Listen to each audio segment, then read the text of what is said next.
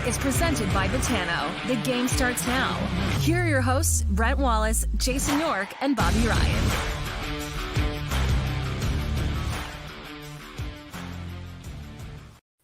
Good morning, everybody. It's that wonderful time of year, boys.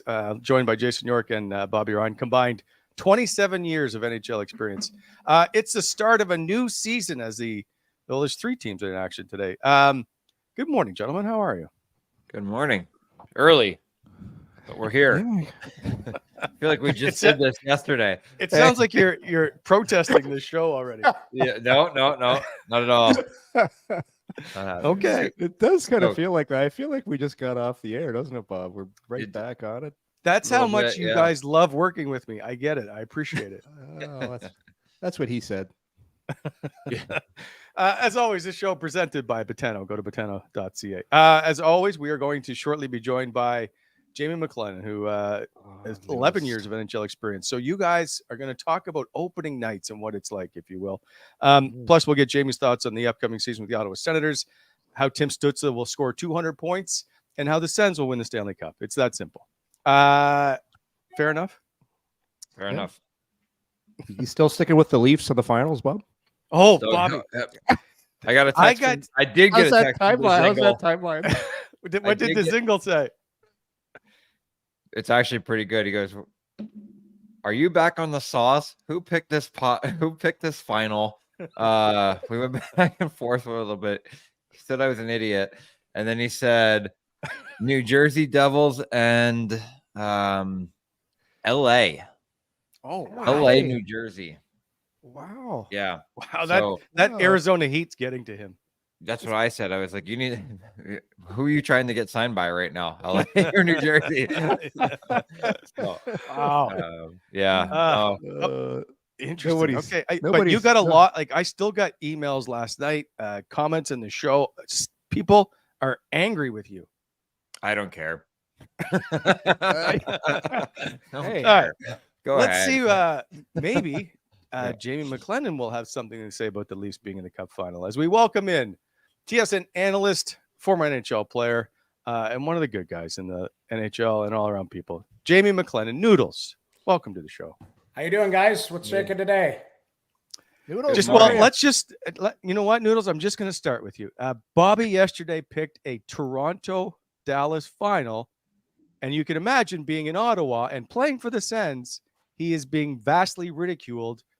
You know what? It's hate speech at this point for him picking the Leafs in the final. Would you put Toronto in the final? No, because I live here and I see everything every day. So I think they're a really good team. But I think they're one of 9 that you're looking at. Like I was listening to you guys before I came on. You know, Bobby got the text from a buddy saying, back on the sauce, blah, blah, blah. But like LA could be a really good team. Like I think my only thing out west is 97 and 29 look pissed. And like I remember Nathan McKinnon at his comments after he lost in the playoffs. I think they were in the finals or semifinals, where he was like, I've been in this league 9 years and I haven't accomplished you know what. And that resonated with me because I was like, these guys, and Bobby, you guys know, you've been, Yorkie, you guys have been around, Wally, you guys have been around high-end athletes your whole life. You guys were one. Some of these guys are they're possessed. Like, and I just look at 97 and I think he's on a mission. And I don't know if it's this year, but they've got a really good team there. I know their D probably could use another player. I like Ekholm. Hopefully he's healthy. Seems like he's nicked up right now. But I think Edmonton could be the team out of the West. But I like LA. I think Dallas is a sleeper. Like there's some really cool Colorado. Like, why are you going to sleep on them too? Because if they get a little bit of health, I just don't know if Johansson is the fit. Like I think he needs to step up his game, but he's a hell of a player. But there's, like I say, I can name up 4 or 5 pack out west, and then out east, like Carolina, they could be the most underrated top tier team every year. Jersey, I think Jack Hughes, I've been saying this for 2 weeks now. it resonated with what Gretzky said on the panel last year, where he said he thinks Jack Hughes has a chance to be the best player in the league and to challenge McDavid. And it like stuck with me. And then I started watching Jersey a bunch. And I think Jack Hughes is going to be a top 5 player in the world this year. So what does that push Jersey into? And yes, the Leafs are the Leafs. They're regular season heroes, man. They win the regular season. They win every press conference. They win every, PR thing. They win, man. For 6 months around here, they win every day. And then when the pressure ramps up and the squeeze is on, they start to realize like, oh, geez, other teams can be good in this league too. Like it's not just them. So, I could, in a bizarre world, could I see Toronto, Edmonton in the final? I mean, maybe. Could I see Jersey, Edmonton? Could I see Jersey? Combination, but I think there's a 4 or 5 pack on each side that could legitimately do some damage. And, that's kind of, so I'm not committing to the Leafs. No, I think they're one of 4 or 5 out east. And something always in the saying around here is, it went leafy. Something always goes leafy, and I don't know what that is, but it seems to happen. So, Bobby, I love the setup. I swear to God, we got the same designer. I mean, yeah, it looked exactly the same. I started I'm moving, so I got certain ones coming down, but I was one of the first things I thought about. It was like, is he trying to buy my place? Well, no, the thing is mine is a setup in a trailer. Yours is probably some $10 million house somewhere down the road because a lot different. You're on the set. You're on the set. Noodles. Hey, it's a gated community. Yeah. Double gated. Bobby's double gated. If you sneak through the first one, they're getting you at the second one. Yeah. Hey, Noodles. if I read between the lines here, because everybody says you and I sound the same when I used to do television. It's weird. I agree with that too. And now you got the same setup as Bobby. If I read between the lines, you're picking an Edmonton, Carolina final. If you had to be put to the test here. Right now, yes. Yeah. Like right now, I just think Carolina, like if Tony DeAngelo's your number 6 defenseman, they're deep. Yeah. Like they're really deep and just quietly. Again, like Kotkaniemi, like there's some guys, there's some question marks because, as you know, in this game, your team is driven by the high end talent. But then I look at Vegas and how balanced they were. Yes, Eichel, I think, is superstar caliber, but Marchessault's just a damn good player. I think Stone is a hell of a player. I put him on the cusp of superstar because I take that guy on my team every day of the week. Mm-hmm. But you look at the balance, and you even talk to, teams throughout the league. They're like that 3rd and 4th line won them the cup because, if you look at it, Edmonton, they went 6 games and they pressed them. Edmonton couldn't get a save at the right time and their defensive structure broke down. Really, like, the hat trick by Marchessault in the second period, I think it was game 5. I think it decimated them.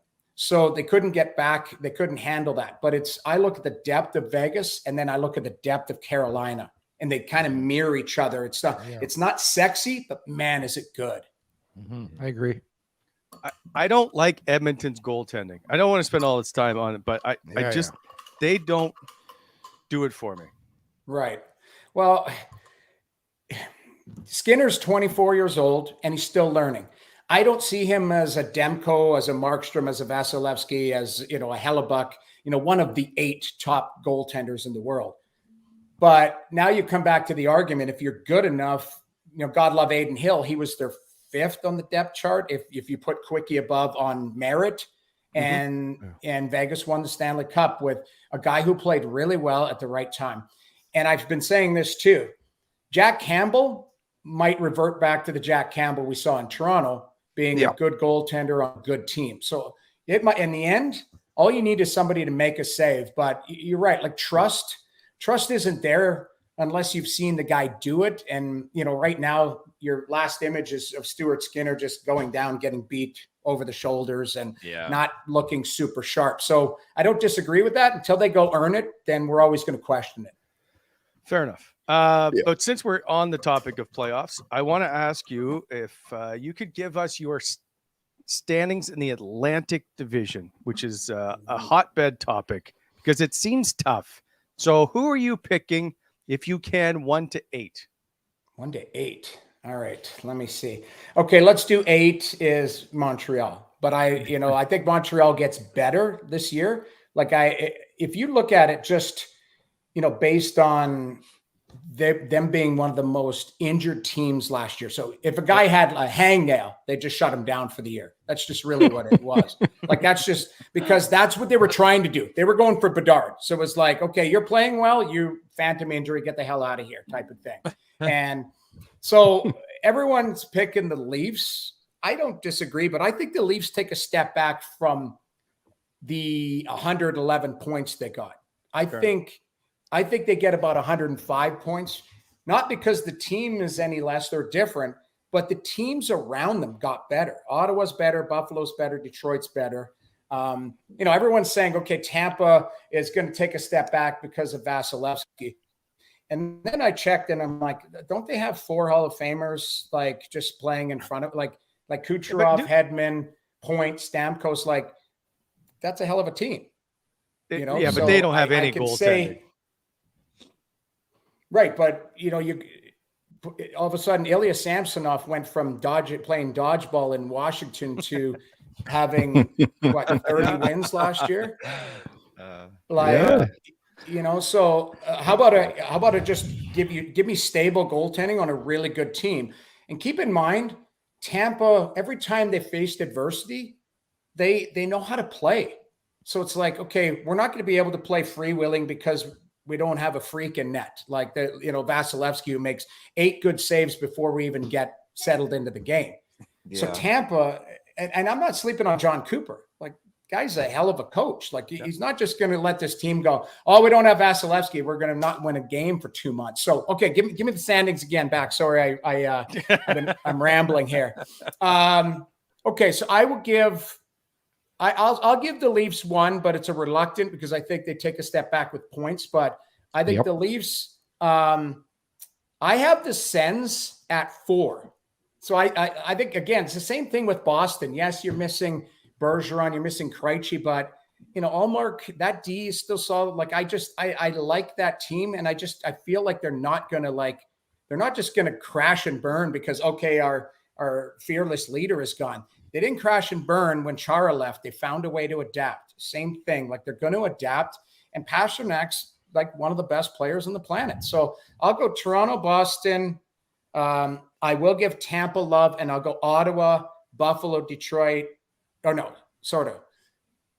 Toronto, Boston, Tampa, Ottawa, Florida, Buffalo, Detroit, Montreal. Even though I think Detroit probably gets some love, but I think they're a little bit behind Buffalo and Ottawa in their progression.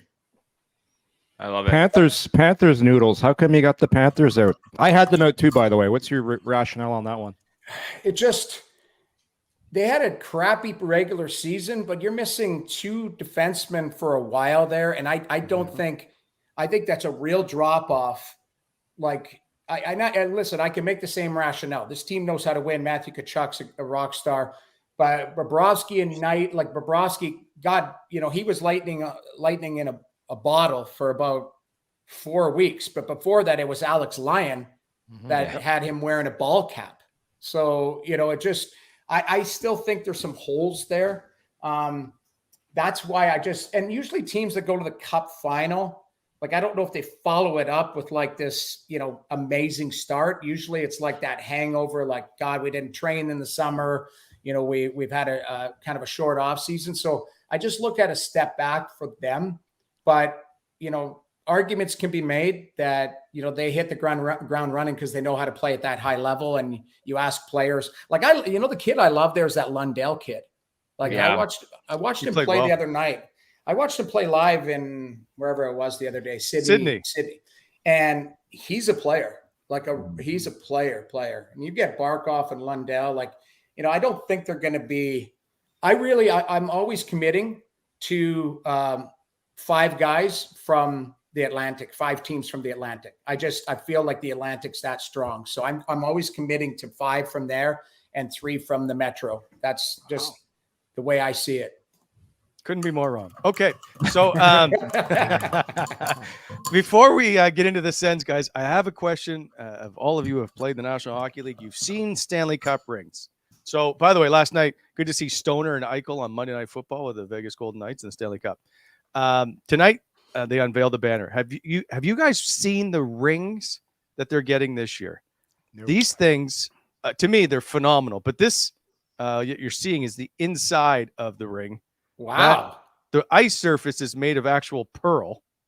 Then you have the screw on top that can be used as a pendant. This is like people That's have unbelievable. Yeah, I think it's pretty cool. Now, the bigger the ring, the more obnoxious it is. Like I think it's cool, but you never, unless you're Woody Harrelson from Kingpin, or you're like walking into the bar like, dun, dun, dun, dun, dun, dun. Like, what are you going to do with that? Like that's going in a safe, and you bring it out at parties, you bring it out to show people. But I will say this, that I've committed from day one. Bill Foley, like this guy knows how to roll. Like if you even look, and he wants to make himself part of the show. Like I remember going to a game there in the pregame ceremony, like it's Bill Foley flying in a helicopter, like with army fatigues. He's like, I'm landing at the rink. Like it's like, I'm like, this guy is like involved in the pregame show. And, you know, in a way, it's like amazingly obnoxious. Like they're like, I'm so rich. We've won. Yes. Who cares? Rings for everybody. And can you only imagine if, say like Toronto won? I mean, there'd be an usher who like ushers people in from the outside that gets a ring. So everybody get a ring. Yeah. That's funny. I remember when Boston won their cup, I was there and I was walking around and I noticed, okay, the elevator guy that's taking the press holder has got a ring on. I started asking like anybody that wanted a ring there could have got one that worked in the building. It was crazy. Greg Campbell's a good friend of mine. They won it that year. And I swear he told me it was something like there was 560 rings given out, like something obnoxious, like something crazy. Now there was tiers. Yes, so maybe the elevator guy got the finest cubic zirconia. You never know, but I doubt it. But I remember that. Remember the guy with the mustache, the singer who always like, the whatever his Rennie Rancourt. Oh, that guy, Boston. Yes. That guy got a ring. Like, yes. Well, so, in his mind, like he got the fans fired up for every game. So he truly believes he probably had a lot to do with the fast starts, right? Yeah, I mean, a good anthem singer can really help you with that first shift. Yeah. But a bad one, if you have somebody who just butchers it, you ain't getting a ring. Sucks the life out of the building too. So you never know. There was a couple. It was always scary when you came on the ice and you would look down and the red carpet was 5 times the size of what it needed to be because you just knew a bunch of kids were going to come out and make a meal out of the anthems. I know. We had a guy. My first year in the minors, I played in Capital District Islanders. It was like in Troy, New York, a gritty setting. So I swear to God, we played an afternoon exhibition game against Adirondack. So we just drove up the highway. Adirondack was very close. And it was just in like a building. There wasn't even barely any fans there. Like if there was 20 fans there, it was like a 1 o'clock on a Tuesday exhibition game. So we're sitting there for the anthem and our PR guy just hands the mic to this guy. And the guy gets out there and he starts like, he's not even like singing the anthem. He just starts like singing and like doing all this like motions. And all of a sudden the police bust through the door and they grab him and drag him off the ice. The guy had escaped from like, the hospital, and our PR guy had handed him a microphone. Were the cops on the ice chasing him? He's running on the ice. He was like standing, like there was literally like, you open the door and you're just standing there. He was like standing there right off the bench. And I remember like just standing there like, what is going on? And the cops are like yarding this guy and they dragged him off. And afterwards, I'm like, because you're just trying to get into the game. You're not even paying attention. And I was like, what the hell was that? They're like, that wasn't the anthem singer. It was some guy who had escaped from, the hospital. And they blamed our PR guy because the guy handed him a microphone. I'll never forget it. Jeff Knapp was his name, our PR guy, just handed the microphone. Jeff Knapp was probably the PR guy, the trainer, the equipment manager. Yes. Bus driver. What year was that, dude? What year was that? Do you remember? 91. I think it was my first year pro, 91 in Adirondack. So you're probably a year behind me. I was on the other side of the ice. I was playing for Adirondack. I didn't catch that, though. You see Jeff Knapp getting choked out by some guy. Like, it's just nonsense. And you don't remember this, Noodles? Or Yorkie? 90 is it? No, I'm trying to remember my first. I was 91, 92. So I think I wasn't playing that game, but man, might not have played. It was literally at 1 o'clock on a Tuesday in like middle of October. Crazy. Last thing about the ring, by the way, the top that comes off, if you wear it as a pendant, they have a replacement top for you to put on. It's a little less flashy, but you can still wear the ring and the pendant. Nice. If you want to order one, there are different levels that you can order.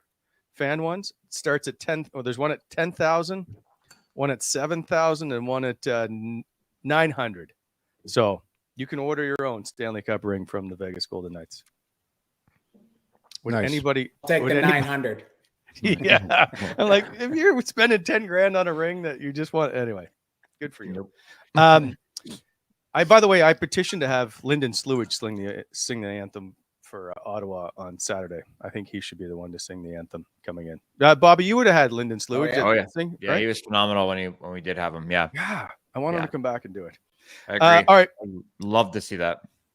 I'll move on, Noodles, and that is to the Ottawa Senators. I'm going to start with goaltending since that's your main work, and that's, do you like the tandem of all the tandems in the Atlantic Division? Where do you put the Ottawa Senators? Geez. Let's see. I mean, God, that Tampa one, you might as well just take right off the list there. I tried to tell you. They're both making $775. I know, but Jerry Johansson there, or whatever his name is, Jonas Johansson. The other guy, Tompkins, he was in Russia, more of an last year. He was an ECHL guy. He's never played an NHL game. So Montreal is not. So let me go. We'll go Boston because they won and they deserve it. Like Allmark and Swayman were awesome last year. This Levi kid in Buffalo is going to be special, but he reminds me of a young Marc-Andre Fleury. And if you remember Fleury at the beginning of his career, he was really active. So there was a lot of holes. And so I think he might have a few bumps, but so Ottawa's ahead of them. So I'm going to go Boston, Ottawa, Florida, Toronto.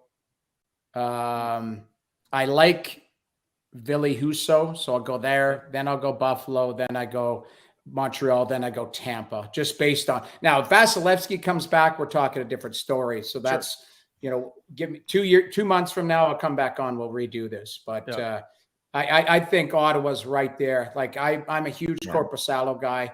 I think Forsberg's underrated if he's healthy. So those two, and it seems like it's a healthy competition too. I don't think these guys are going to be sitting there on the bench wishing the other guy gets lit up. Like, I think they're going to support each other and push each other. And I think that's good for the Senators. So I really, really like that tandem. I thought it was a great move by Pierre, to go and get a guy who, and Korpisalo to commit to it. Yes, it's money, but you got to move to a Canadian market. You're going to be in the fishbowl. There's big expectations. Like, these two have to be good the first 2 months, or else, like, that's the last 4 years they missed the playoffs. They couldn't get a save. And, Bobby, you saw firsthand, like, God, like these guys and Matt Murray, nice guy, all of that. You knew there was going to be some bumps. He was no good. Even last year, Forsberg, it wasn't his fault, but he had to play all the games because Talbot got hurt for the first 5 weeks. So they didn't have that, like, yin and yang, that they didn't have that like push on each other. It was just like, okay, you go play because we don't trust the kids. And now that, by the end of the year, they had 7 goalies, including Dylan Ferguson. Like, and Maryland. So it was, I really like Ottawa's. I think there would be two. Josh Norris, is there? Well, I mean, I don't know. We all know people behind the scenes and can talk to people, but like, I don't know what the hell is going on there. Like, I was around the team last week. I didn't even dare ask, like, close, not close. You hear some stuff get released. You're like, all right, like, is this a hard line? Like, what are we dealing with here? Like, are they 5 million apart? Like, it seems like they're not that far apart.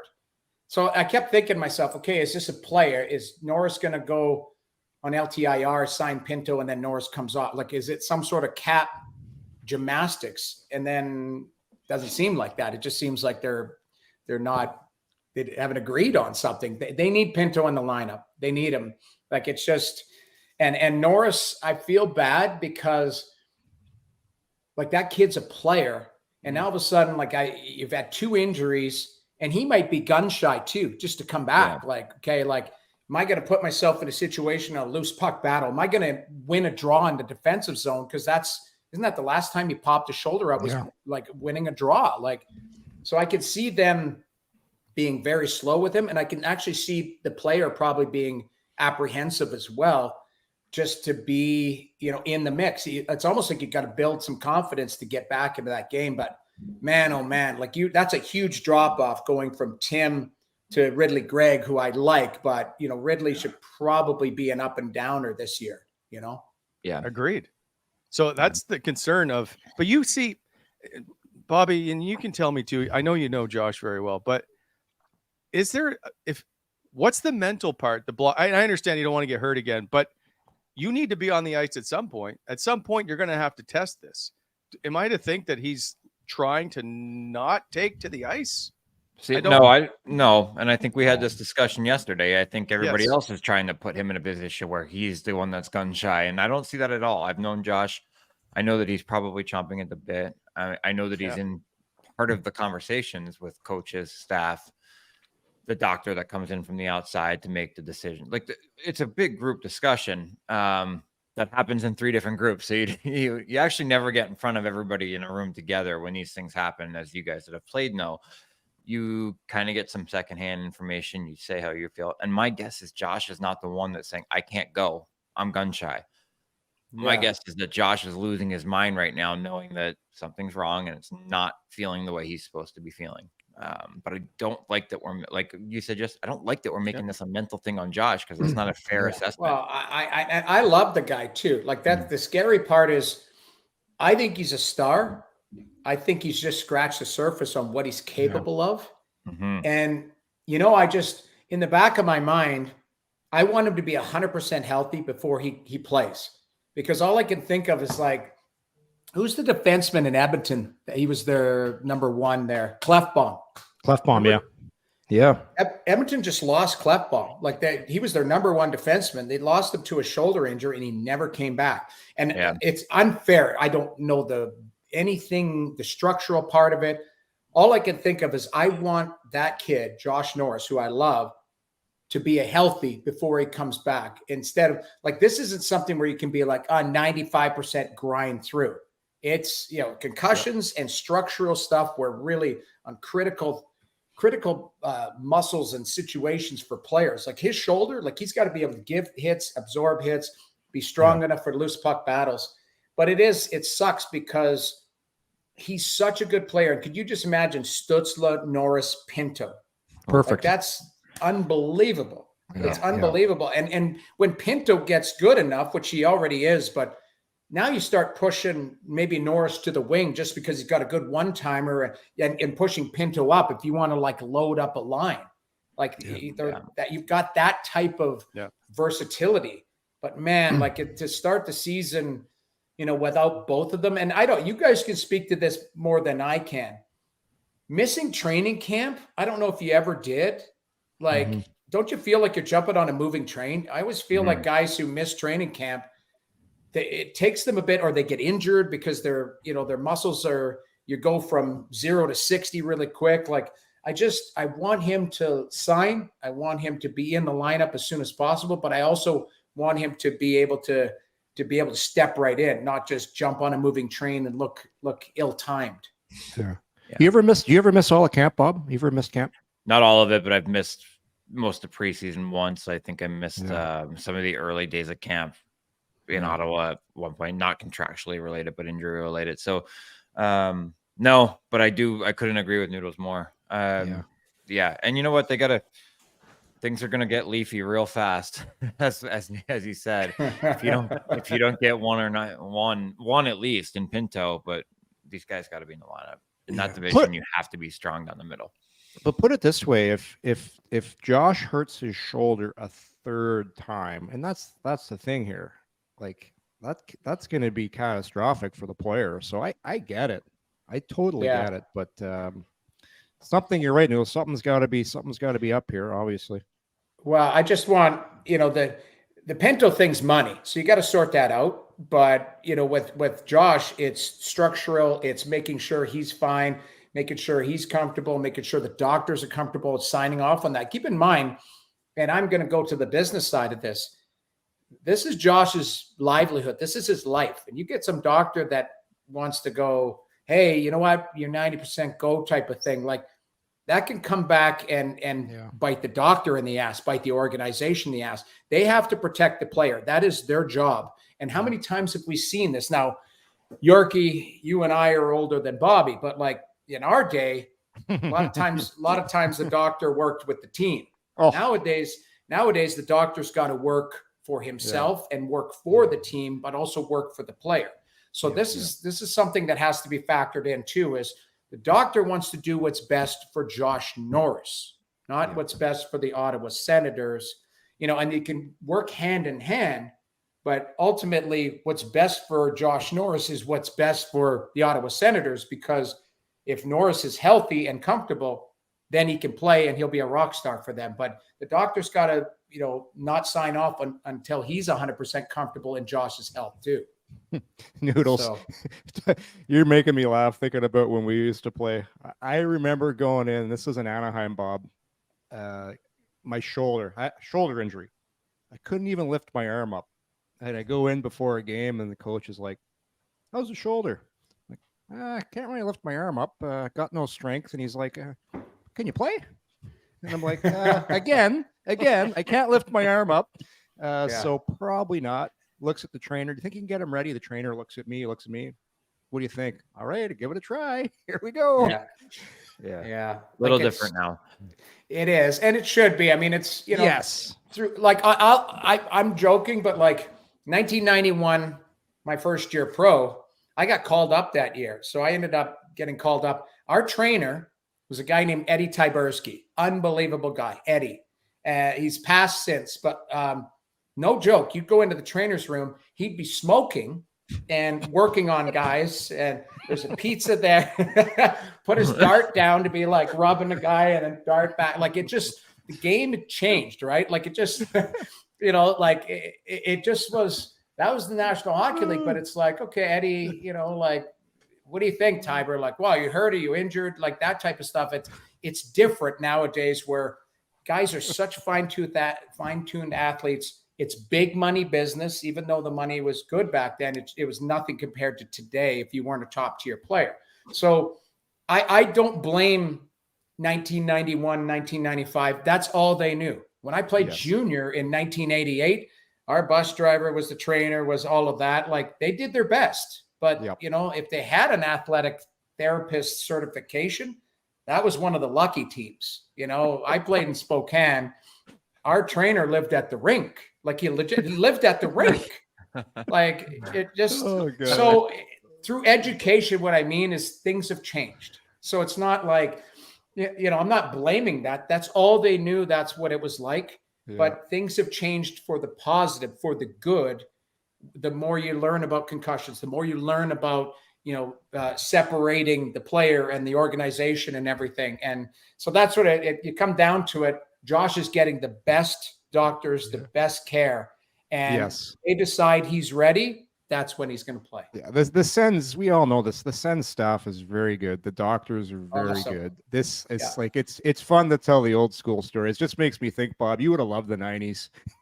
You put in the wrong era. Yeah, Although he wouldn't be as wealthy. that's fine.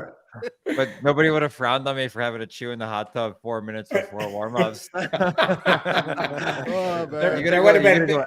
You gonna go activate anything? I'm like, well, my feet are in the tub. Yeah. Did you guys play with guys who smoked? Yes. Yes. Mhm. Like Hey, Wally, to Noodles' story, my first, and you mentioned you played in Capital District. When I was in Adirondack, our athletic therapist was a gym teacher. That was his accreditation. So if you went in for an injury, first of all, he was asleep on the desk in the morning, and then he would just put some ice on it. If you had any injury, it was ice. There was nothing else. And there was guys down there, like Keith Primo was down there, Mike Sillinger. Like we had big time prospects, Marty Lapointe, and just a totally different era, Bob. You would have loved it. You would have loved it, man. Yeah, I played with lots of guys who smoked like regularly, like either during the game they'd chew, but then after the game, like darting, like, you know, one guy on the bus, like blowing it out the window type of thing. You're like, you can't wait to get to the airport. You know, but that was again, different era. Like it just, and a lot of those players were like top tier guys, right? Like it wasn't a fourth liner. These were like some top tier players that regularly darted. Not when they had beers and stuff. It was like, you know, we need this team meeting to get done so I can get outside and have a dart type of thing. So I think Lanny McDonald's not Lanny McDonald. Guy Lafleur is the famous, I think the most famous guy. Yeah. Anyway, Noodles, I don't want to keep you long, but you're such a good storyteller. I might as well just start with, since it's opening night, like, do you have many opening night stories that stick out for you? And I do want to ask about Japan at some point. I don't know if I've ever talked to you about playing in Japan. Okay. The opening night story. I just remember Tommy Salo and I one time, you come out, they introduce you or whatever. And I think I was starting that night. So I got the start and I come out and all I could think about is don't fall. Like, don't fall.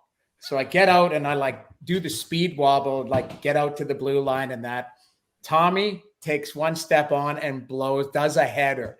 And he lays there and he's looking at me and I'm just like, oh my God. Like that's all I could think about is opening night. Like, obviously you're excited for the crowd. You're excited for a lot of things that happen, but it's all the semantics before. Like I always hated the distractions of all the nonsense before the game.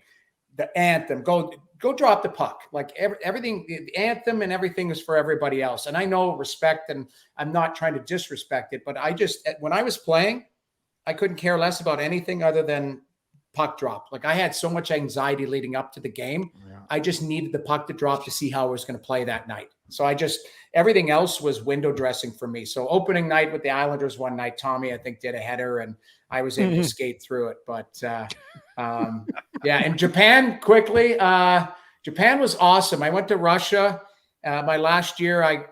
You guys know my last shift in the NHL was the incident with Johan Franzen, and I got suspended. Gordon Miller brings it up once a game.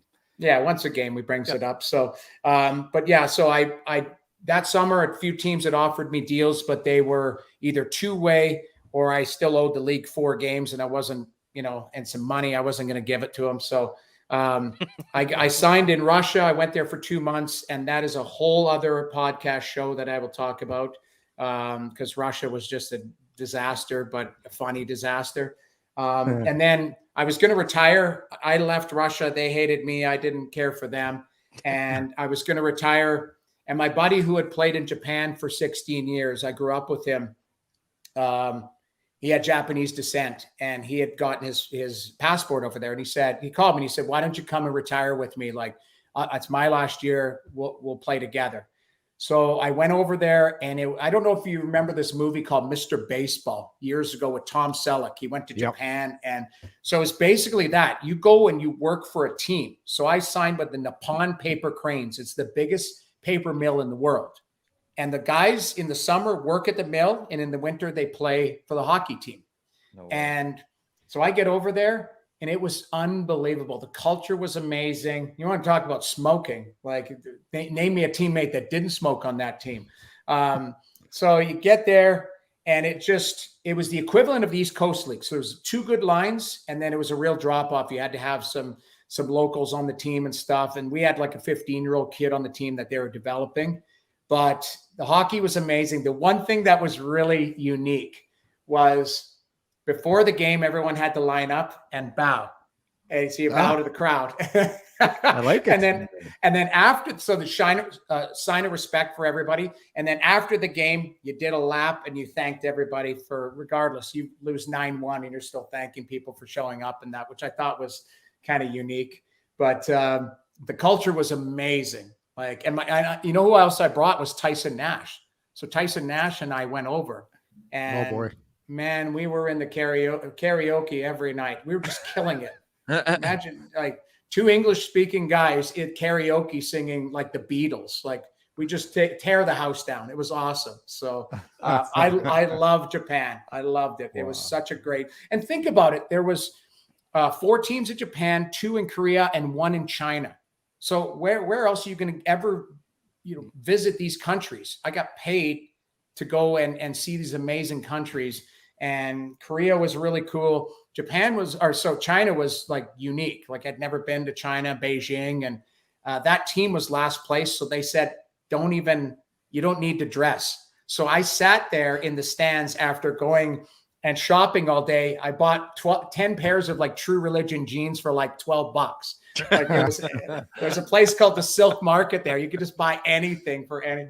And I just remember the one thing, we lost that game that I didn't play. So they were mad. So they made me play the next game. And I remember looking back, and the goal judge was smoking. He had an ashtray on the boards. Oh, I love this. Incredible. Is that in the book? Is your Japan days in the book too? No, I don't think so. No, I didn't. And even my Russian stories, I tapered them back. I even changed my book a lot because I had a whole big thing on Russia, and then the flight. Yes, the Ufa. No, not Ufa. It wasn't Locomotive. Ufa. Locomotive, yes. Pavel Dimitri, who's a dear friend of mine, and a crazy story. Brad McCrimmon, who was the coach of the team and passed there, the night before the plane crash, he sent a message through our mutual friend Rob Cook. So you guys know Cookie. Do you know Cookie? Yep. So Cookie and Beast were really close. So Cookie called me and he said, "Hey, I talked to Beast," and he said, "Every story you told me about Russia, was true. Like, the money was good, but I told him, like I said, the planes were really scary. The next day I woke up and a plane had crashed, and it was the Locomotive. It was awful.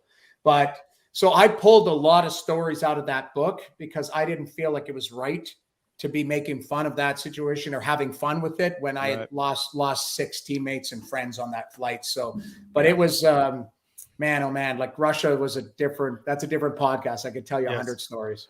Well, and former Ottawa Senator Karl Rakunik on that plane as well. Yes, yep. But I did a World Junior in Ufa, Russia, which is 6 hours east of Moscow, like middle of nowhere, basically. Anyway, when we got on the plane to leave, there was so much luggage. They were storing it in the bathroom. Again, it was just jammed everywhere. It was in the aisles. There was no rules. Measures aren't quite the same. The safety isn't quite the same. No rules. It's the Wild West. That's what I call it. The Wild West. And money can buy you anything there. Insane. Yes. It's very good. Anyway, Noodles. By the way, Jamie has a book out written by our good friend, co-authored by Ian Mendez, Best Seat in the House. It's got great stories, as if you can't already tell. Every time he comes on, always a good story. So, Noodles, we appreciate it. We'll book you in for a Russian podcast. Yes. Sounds good. Whenever you guys want. Good luck this season. Thanks, guys. We'll see you soon. Take care. See you, Noodles. Jay McLennan. You said it's the best seat in the house is the name of the book? Yeah. All right. Yeah. It's good very read. good. I don't know if you guys have the same thing. It's an Amazon deal day down here, so I'm already popping on. And it's I think it's $17. So let's try to knock that down to 12, and we'll hopefully you can afford it. So before we go, quickly, anyway, thank you to Jamie. He does a great job of calling the Sens game. So we'll see how this all plays out in the East. I want to get to today's game, which includes this Crosby against Bedard. First, though, the Sens may go into tomorrow, and they may go in with 19 skaters. So until I know they can change their roster up until noon tomorrow, I think. Zach McEwen, I don't know if he's injured or not. Of course, he got injured in the final preseason game, didn't skate, and then he hasn't skated since. We'll find out, I guess, today if he's going to be available. But if he's not available and they don't put Norris on LTIR, they can't call anybody up. They have $62,000 to play with. So Schmeichel can't be called up. This will be interesting to see how this plays out. So you're thinking they might go a man short? Well, or they have to play somebody on injured like LTIR. You don't have any money. So can they put McEwen on LTR? Yeah, and then but you're going to lose him, and that's a possibility, right? I don't know how bad the injury is, but if you put him on LTIR, you can call up somebody. Sure. Yeah, that's what happens. I think it's enough money. Yeah, because he looked like he was not hurt. He looked injured when he left that game. So I would agree with that. If I was to bet, I would say they do that, and then they bring Schmeichel back up. I agree. They haven't officially announced that's what's happening, and so it's interesting to see because they're going to lose them, right? You lose them for 10 games or 24 days, and so. But I think they have the luxury of doing that based on how guys performed in camp. It just gives you some time, right? I'm not arguing your decision. I'm just saying if they don't make that decision, yeah, it's going to be interesting. Then what's the option? You're playing one short, right? Yep. You know how that all came? I believe it was Calgary back in 2015. It might be off of my year. They had to have 15 skaters because of cap issues. And so they had to change the rules that would allow them to be able to have emergency call-ups. This is kind of what happens, though. Like I always expect some kind of injury coming out of camp. It's rare when you don't have one. So I would, if I had to put a little cash down, I'd say that's what's going to happen. He goes on, gives you some time. You do that. We'll see how. Well, I think practice starts at 10 o'clock. We'll know soon enough.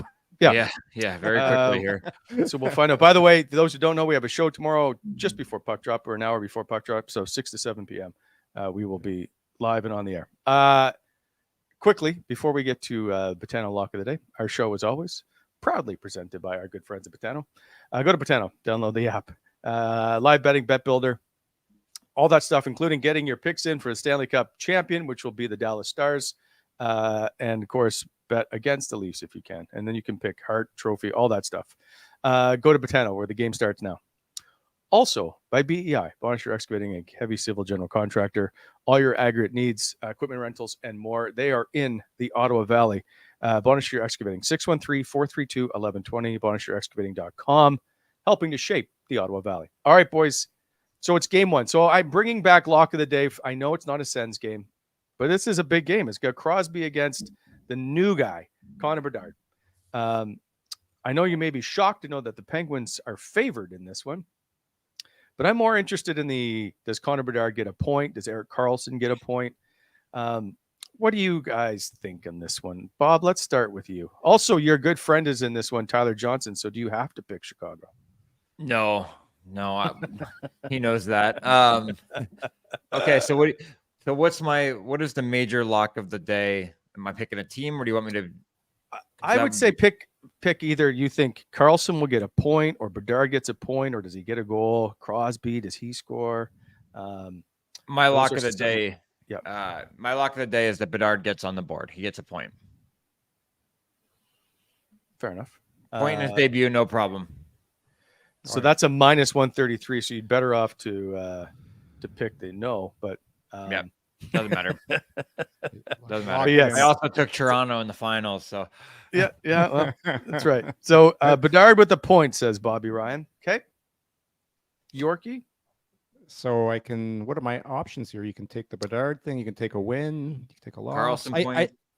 Karlsson Crosby point. Goal. I think that Bedard bet's pretty safe. You know, there's going to be a gazillion power plays early on in the season because the refs are Man, it'll be a parade to the penalty box. He's getting a point for sure. I would say for sure.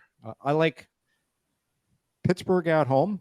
I would say Pittsburgh wins this game. Like at home, if they lose it, oh boy. First game at home to Chicago, a team that's predicted to be one of the worst teams in the league. Not according to Bobby, but I will say Pittsburgh so Chicago's last 11 visits to Pittsburgh, they're 8-4-3. Sorry, Pittsburgh's 8-4-3. Wow. And in Pittsburgh's last 10 season openers that have been at home, 7-2-1.